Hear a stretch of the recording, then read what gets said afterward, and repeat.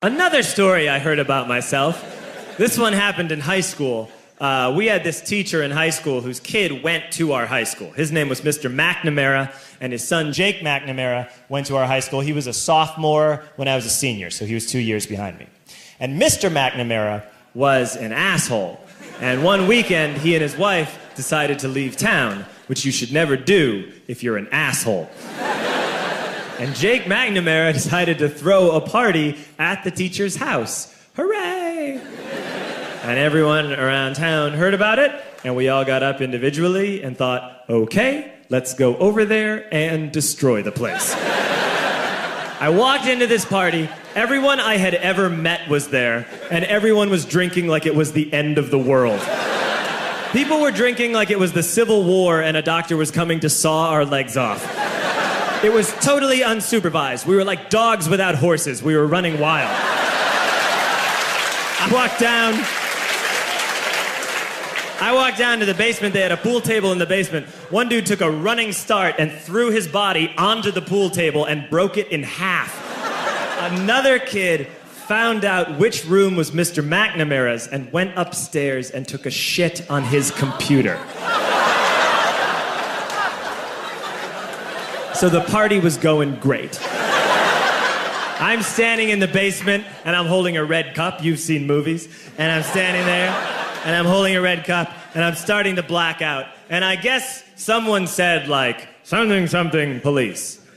And in a brilliant moment of word association, I yelled, fuck the police!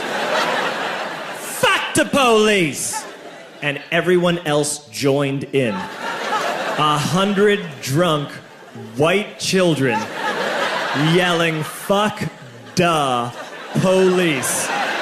With the confidence of guys who have like already been to jail and aren't afraid of it anymore. You know, that like, I serve my nickel, you come and take me confidence. But white children. The reason someone had said something police was because the police were there. So a Chicago police officer walked down the stairs and got to the bottom in the basement and looked out over a sea of drunk toddlers yelling, fuck the police, in his face. And he was almost impressed. He was like, wow. And then he leaned into his walkie-talkie and went, get the paddy wagon. And my friend John, who is now a father, this man now has a baby, he grabbed a 40, smashed it on the ground, and yelled, scatter! And everyone ran in a different direction. We all ran in different directions. It was like that scene in Ratatouille when the humans come in the kitchen and all the rats go in different ways. We all ran in different directions. I ran into the laundry room and I jumped up on the washing machine and I crawled out through a window into the backyard, and now I'm running through the backyard and there was this big chain link fence and I thought, I've never climbed a fence that high before. And then I woke up at home.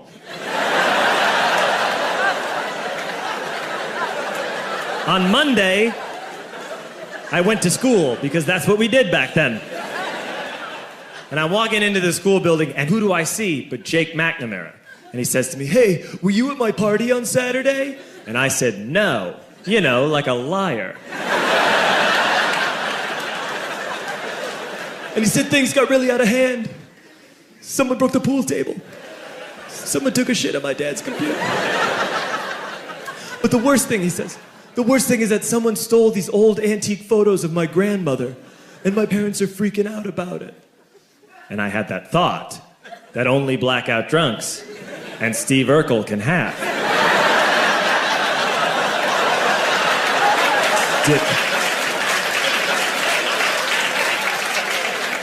Did I do that? I figured, no, I wouldn't have done that. But I was never sure until 2 years later. Relax. I'm playing video games with this kid named Alex that we also went to high school with. 2 years later, we've graduated by now. We're playing video games for a couple hours. And then Alex says to me, hey, come here, I want to show you something. And he takes me into his bedroom. And then he takes me into a side room off of his bedroom. Never a good thing to have. And he shows me a tiny room that is covered wall to wall in stolen antique photos from different people's parties over the years.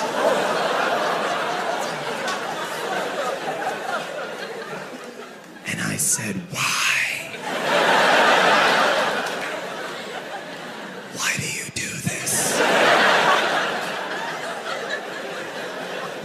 And Alex said, "Because it's the one thing you can't replace."